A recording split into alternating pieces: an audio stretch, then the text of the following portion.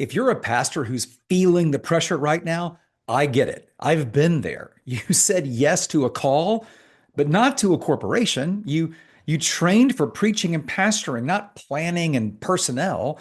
But today's ministry world requires organizational leadership, and that's not a dirty word. Most pastors, though, were never just trained in that. This video is for every pastor who feels like they're supposed to have it all figured out, but don't. And if you're wondering, is it me or the model? Well, let's break that down. The pressure that you feel isn't because you're bad at ministry. It's because no one ever taught you to lead strategically. Here's what that may sound like. We're growing, but it feels chaotic. My team is working hard, but we're just not aligned, or at least I sense that. I'm tired. They're tired, but I'm not sure what to do to fix it. The result is you feel stuck. You begin to spiritualize dysfunction, and you start asking yourself, is this sustainable? Or am I the person to lead it? Maybe I should move on to something else. Here's the deal. You don't really need an MBA, but you do need a framework. Here's a roadmap that I use when I'm coaching pastors who are struggling with the pressure of organizational leadership. 5 things we're going to talk through really quick. First one, you have to clarify your mission. If your team can't recite it and understand it, you haven't really defined it. Now, I know lots of people who can spit out their mission statement. That doesn't mean, though, that people are owning it, living by it, and deciding with it in mind. I'd encourage you to do this. Try to reduce your mission statement to the irrefutable 8 words or less. It will really help you clarify why you exist and what you're trying to accomplish. Start there. Second thing you have to do is simplify your ministries, though. Ministry clutter kills clarity, okay? You should ask this question. Does this move the mission forward? Every time you're making a decision, every time you're evaluating a ministry, especially if you're trying to add something or considering doing more, does this mission move?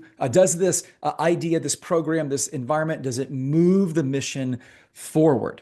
Now, number 3, you have to build repeatable systems, okay? Everywhere that you can systematize it, you should. Volunteers, staff, follow up, small group stuff, everything that can be systematized should be, because that's how we make things scalable and remove some of that organizational pressure. You can use email programs to do that, to create nurture sequences, things like volunteer recruiting or maybe training. Those kinds of things can be systematized to make it so much easier. And by the way, it'll create margin for you and your team. The 4th thing you should do, you have to train your team.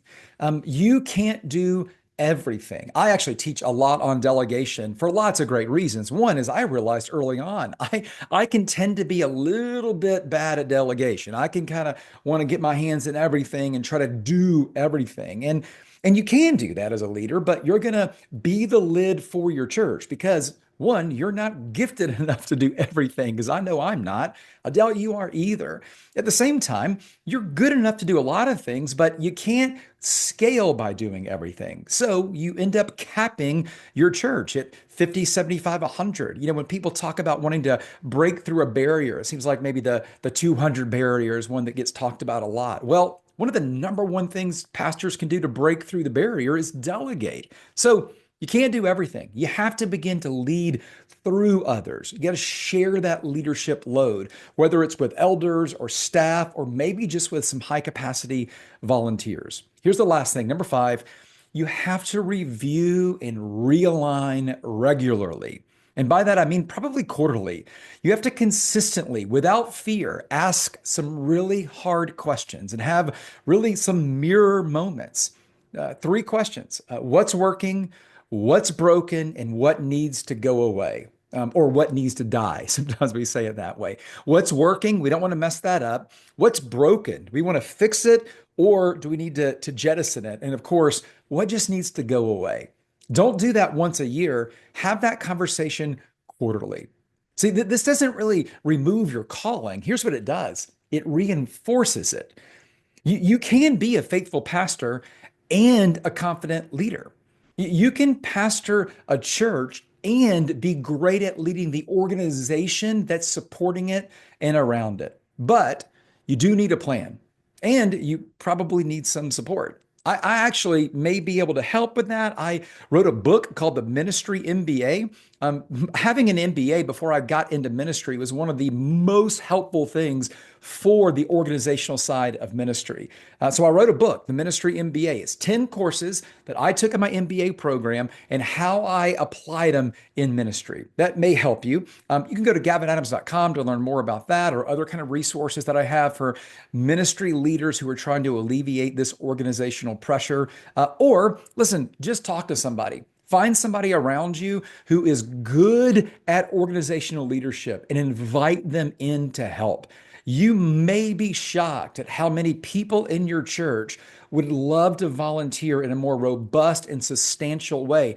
And we at times are afraid of burning them out. But I'll tell you this, when a volunteer feels like they have clarity and real responsibility and they feel needed, they rarely burn out. The volunteers that burn out are the ones who don't get a lot of clarity, are always asked at the last minute, and are working in areas that don't really fuel them. So find somebody who is fueled by organizational leadership and delegate that to them.